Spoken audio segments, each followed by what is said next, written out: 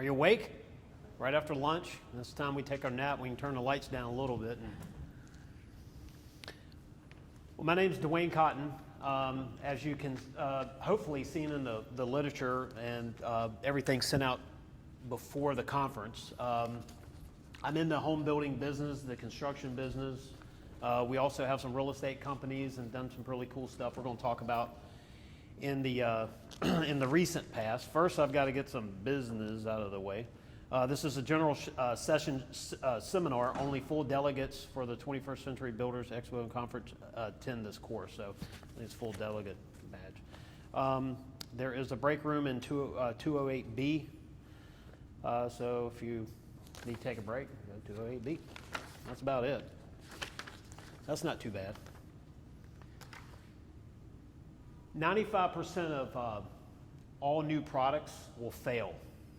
So if you think about the ideas that we have in business, whether it be an idea, a physical, ceiling tile, carpet, a wall, a new type door handle, something for a house, 95% of all those projects, all of those items will fail. And if you have to ask yourself, well, if companies did their homework, if they did their homework and this new gadget really saves you a lot of time and a lot of effort, if it truly works and it tested really good and market research was great, why did it fail? Most of the time, it's leadership. If you don't have the proper leadership, especially in a new company or with a new product or with a new way of doing business, a business is going to fail. Building a culture of leadership, 5 tips that will bring you respect. Mastery of your profession. I don't care if you're building a product, building a house, if you own a company that cleans houses, you install carpet, you're a subcontractor, you're a tradesman, doesn't matter. Mastery of your profession, whatever you do as in your profession, it matters how well do you know it. Are you good in sales? If you're in the sales department for your company and your job is to sell new homes, are you really, really versed in the sales field? Are you a salesman by title or a salesman by skill? Are you a salesman by the results that you actually sell houses? Or do you get lucky in a good economy? Everyone's a salesman in a really good economy. What happens is 2008, 2009, we talked about that earlier today, that's when the salesmen really rise to the top. That's when people that have the skill, the persistence, and the way to relate, communicate, and close a deal, hustle, cold call, whatever it takes. These are all things that work into the sales side of a business. Now, one of the things you need to understand is that mastery of a business, mastery is key to success. If you don't have all of your facts, if you're not reading all the books in your skill set, your trade, if you're a home builder, you need to know everything there is about home building. What products are trending right now? What does the average buyer want? You don't want to be selling something that was sold 10 years ago and you're not on the new products, because now what's happening is on the sales side, you're actually being left out. You're not trending. You're not considered the go-to expert. Someone, they're looking to build a house. They don't want a house that was built, like it was 8, 9, 10 years ago. They want new products. So, for example, if you're selling HVAC, are you selling 14-SEER equipment, 80% gas furnaces in your houses? You're letting your mechanical people quote the equipment, or are they just giving you a basic package? Or are you offering air cleaners, dehumidifiers, humidifiers, UV lights, ERVs? Is air quality a big deal for you? That's what's going to separate you from everyone else in your market, because you're considered someone that's taken the precautions in the building process. You're keeping the house clean, you're keeping it safe, you're keeping everything operational. You're not giving someone a dirty house. The cleaning crew comes in and wipes the trim down and everything, but the house is basically underneath, the floor is filthy, the duct's filthy, it's a brand new house, So you're separating yourself from everyone else. And we have a few people coming in here, so I'm going to slow down a little bit. How's everyone doing? Good, brother. Good.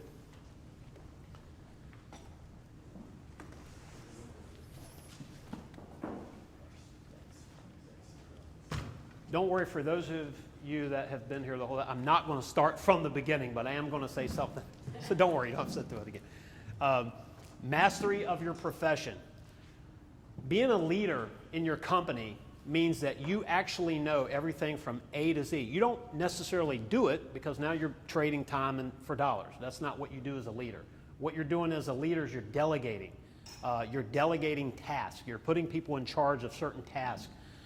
Mastery of your profession means that you know, we were talking earlier, you might not know how to do drywall. I don't do drywall, but I know what it's supposed to look like. I know level 4, level 5. I know what I like. I know I want everything straight, corner straight. You don't do it, but you know the process and you know the right way of doing it. So whoever's doing the work, if you're installing ductwork, then you kind of get it. You know the process, but you're not doing it. Mastery of your profession means that you know every single thing that there is to know about building, about running your business. Building a culture of leadership, 5 tips that will bring you respect. That's what we started with a few minutes ago. What brings you respect is the fact that you are there doing, you know your job. You're not delegating, you're not telling someone how to do a job and you have no clue to how to do it yourself, right? So you have an idea. A lot of people that will work for you, whether employees or someone that you're working for now or your tradesmen, will respect you a lot more because you actually know what you're asking them to do. To some people it doesn't matter, but to some it does. Help your team beat the deadline. Now, one of the things that working with Extreme Makeover Home Edition, the TV show, on my few bills that we did with them, was the fact that if you want to talk about being scrambled, brain here, so you have about 400 people at any one time that is volunteering, right? So these aren't people that do this every day. Maybe you have a framer helping with a foundation, so you're really keeping an eye on what's happening. But you have a camera going, like we do today. You have a camera going here. You have one of the talents, Johnny Littlefield here. And then my job is to do, in this particular case, I had to talk about what we were doing, right? It was a TV show. People wanted to know. They wanted to know, hey, what are you doing today? What's the process? Straight on the camera, I'm making sure that this guy over here is putting these straps in the right place, So you're all over the board. The thing is that I know where all these hurricane straps need to go. Speaking of hurricane, it's the perfect time of the year to talk about that. You can see this is a Superior Wall foundation. But this is a build that we did in Virginia Beach, which was 106 hours. So we tore a house down and we built a new house in 106 hours, 4,300 square feet. And believe it or not, the punch list on that house was no more than any other 4,300 square foot house that we did. So it's amazing. But here, leadership is when everyone in a blue shirt looks to you, hey, we have a problem. How do I solve this? The slide before, mastery of your profession, of your trade. Mastery means that you actually know how to build a house. You actually know how to renovate a house, and you're asked when you're on the spot, you know the answer, or you know where to get the answer, or you know who to hire to put in a position to give the answers. So leadership is something that people will lean on dramatically, especially in a time of need. Become a team builder. When we're hiring people to put in a position to lead in a certain part of our company, what we're doing is we're taking our qualities, we're taking our standards that we have, and I like to say high standards will separate you from everyone else in your business. When you're hiring people that have your standards that are in line with you, you're in sync, you're on the same frequency, you're communicating, you're talking the same language. That is how success begins. I mean, you can't have conflict. You can't be the owner of a company and have a superintendent that doesn't have your same standards in mind. If we're talking about drywall earlier, I know everyone that does drywall for me, they get a little aggravated because I look for nail pops, I look for seams, I look for texture differences. I like the sort of the orange peel consistent across the mud joints. I don't want to see the paper finish and then a smooth drywall, an area where drywall was patched, and hopefully if it is smooth, the painter can do something with a heavy nap roller. So I'm looking to make that look uniform. I have high standards. My buyers have high standards. Everyone that works for me and with me have high standards.